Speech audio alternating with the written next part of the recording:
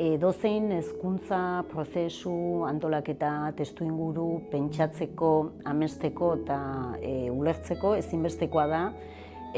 bertan bizi eta lan egiten duten agente desberdinen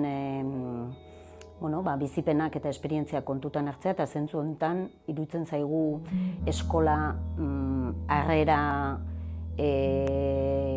toki bat dela, irekia, eta zentzu horretan hor sortzen diren askotariko harremanak, eta batez ere kasu honetan profesionalen arteko harremanak,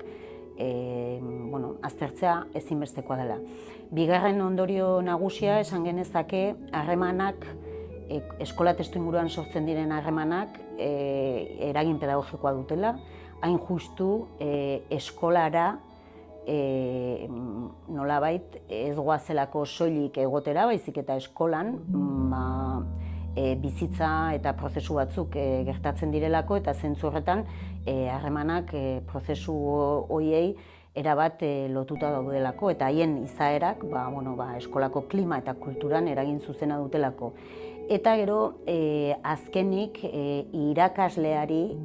nolabait ahotsa eman nahi izan diogulako, eta ondorio nagusia, nik uste zentzu horretan da, irakasleek haien ahots propioz hitz egiten dutenean, eragin pedagogikoa askozaz ere nabarmenagoa dela.